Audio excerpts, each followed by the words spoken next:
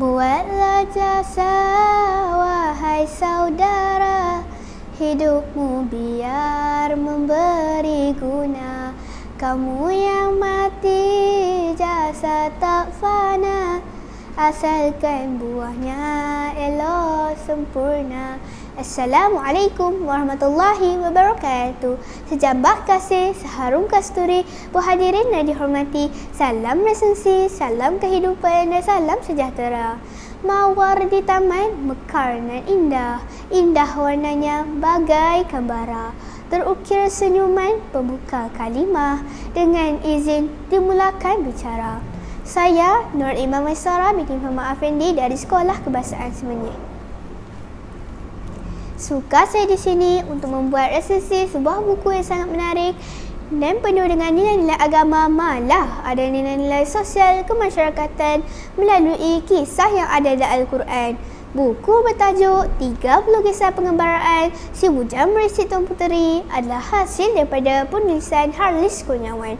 Buku ini berhalaman 210 dan diterbitkan oleh Galeri Ilmu Sendirian Berhad, di mana ceritakan pertamanya pada tahun 2012. Harlis Kurniawan adalah penulis yang memegang sarjana sastera Indonesia dari Fakulti Sastera Universiti Indonesia.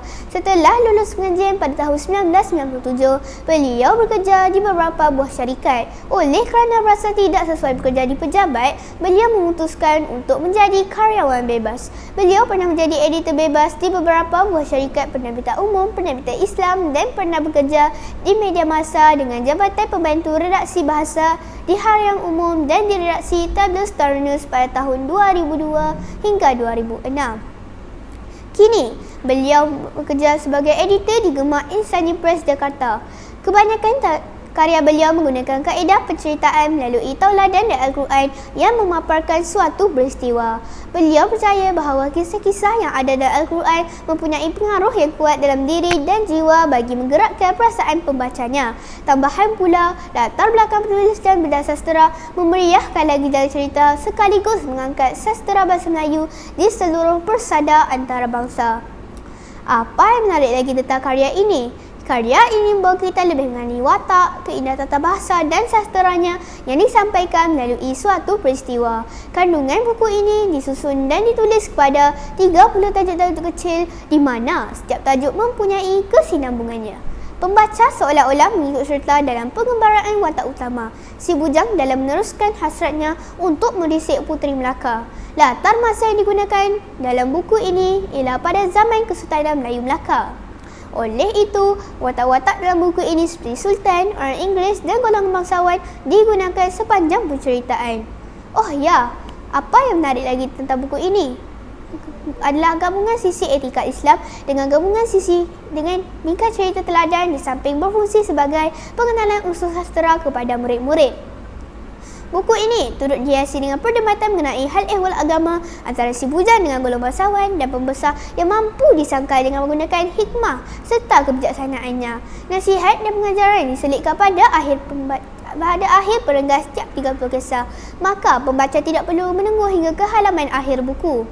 Nilai-nilai manusiawi menerusi watak sultan dan pembesar belakang garis panduan kepimpinan adil dan tabik urus yang berwibawa, di mana penulis membawa persoalan ini ke pentas naratif tentang bagaimana menjalani kehidupan beretika dan beragama di samping aturan-aturan yang perlu dilaksanakan dalam menjalankan tugas pemerintahan.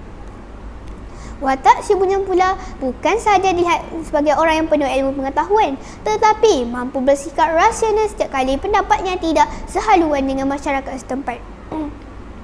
Karya ini memperlihatkan suatu jenis sastera yang tiada tolak bandingannya.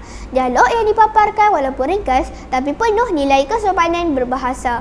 Penulis turut menggunakan bahasa istana dengan kata gelaran yang sesuai dengan tahap murid-murid sekolah rendah. Apa yang menarik lagi tentang buku ini? 30 kisah pengembaraan si bujang ini mengandungi 60 gambar ilustrasi kartun pada setiap kisah. Gambar ilustrasi yang dipaparkan dapat menambahkan daya imajinasi kanak-kanak ketika membaca buku ini. Buku ini sesuai untuk bacaan kanak-kanak, khususnya murid-murid tahap 2, bagi menambah kosakata dan tata bahasa mereka. Penerbit buku ini juga telah menggunakan gaya bahasa yang mudah dan ringkas serta sopan. Tidak bergaya bahasa Inggeris atau bahasa Arab. Penulis kerap menggunakan bahasa harian untuk mewujudkan kesan sebenar terhadap penceritaan watak-watak tertentu dalam buku. Daripada pembacaan saya, buku ini telah menghidangkan dengan pelbagai nilai-nilai murni, pengajaran, tauladan dalam meneruskan kehidupan bermasyarakat. Akhir kalam, membaca buku itu tiada tarikh luput yang menjadi amalan sepanjang kehidupan. Oleh itu, marilah kita membaca dan berusaha meningkatkan budaya baca agar masyarakat yang celik ilmu dapat dilahirkan. Ingatlah bahawa bangsa membaca, bangsa yang maju. Dari Kedah ke Pekansari, beli swasta di kota tinggi. Selesai sudah tugas diberi, di lain masa bersua lagi.